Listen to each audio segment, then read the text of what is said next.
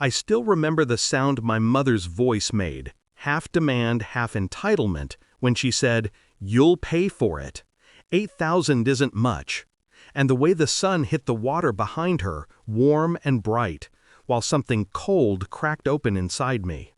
My sister was crying, dramatic as ever. "I want to take my kids on that cruise," she sobbed, like life had wronged her personally. Then all eyes turned to me. I laughed, quiet, stunned, almost hopeful that it was a joke. It wasn't. When I said, "I spent everything getting us here. I can't," I felt the air shift. Disappointment first, then disgust. Like my refusal wasn't a boundary, just an inconvenience. And then, the brick. My mother's hands. The blow. The crunch, God, the crunch, when my teeth broke. The metallic flood of blood. The spinning world.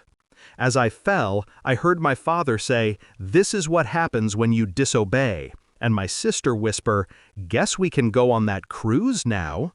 They emptied my pockets while I was still conscious enough to know I was losing everything. My wallet, my phone, my keys, my identity. My kids watching in horror. Then they walked away. And in that moment, a part of me died. But another part, something sharper, woke up. Before that day, I still believed family meant something. I grew up thinking loyalty was a currency you invested early.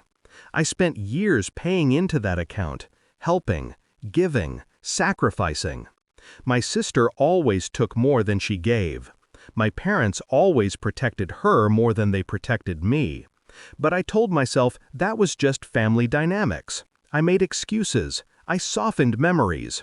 I forgave behavior that should have been warnings. And that trip? I thought maybe, finally, things would be different. But betrayal has a way of showing itself when you least expect it, and when you're least prepared. The realization came slowly until it hit all at once.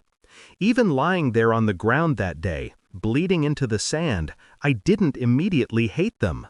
I was confused, shaken, broken in a way that felt physical and emotional all at once.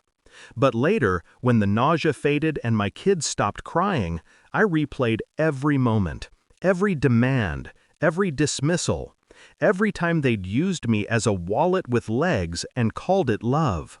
The picture sharpened. The truth crystallized. This wasn't the first betrayal, it was just the loudest. And then something in me shifted. I didn't scream, I didn't post, I didn't confront. I planned. I became quiet enough for them to think I was weak, and calculating enough to make sure they would never touch my life again. First, I documented everything. The injuries, the witnesses, my children's statements, the medical report. Second, I froze every shared point of access they had ever used, financial, legal, digital. Third, I contacted a lawyer. Not a loud, dramatic one, a precise one. A man who preferred paper cuts over punches, the kind that bleed people slowly and legally. Fourth, I moved, quietly, deliberately, far enough that they wouldn't find me by accident. And then I waited. Revenge isn't rage, it's timing. The day of reckoning came without warning.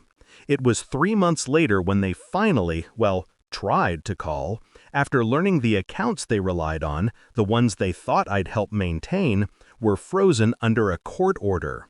Fraud investigations, elder abuse allegations, custody endangerment evaluations, travel holds, asset reviews.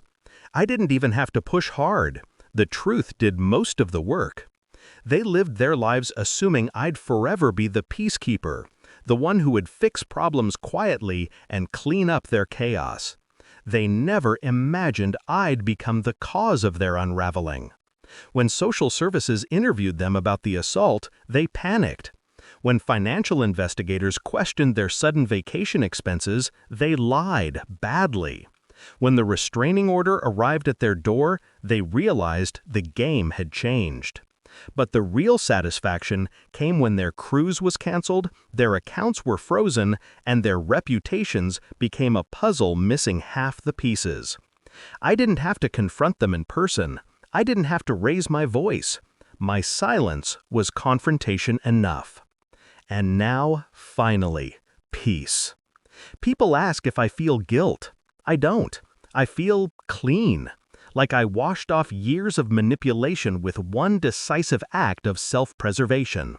My teeth healed. My kids laugh again. My home is quiet, safe, mine. They lost access to me, to my children, to my life. Not out of spite, but consequence. They taught me obedience was survival. I taught them that cruelty has a cost. And now? They'll never touch my life again. Not because I hid, but because I finally chose myself, with the same intensity they once chose themselves over me.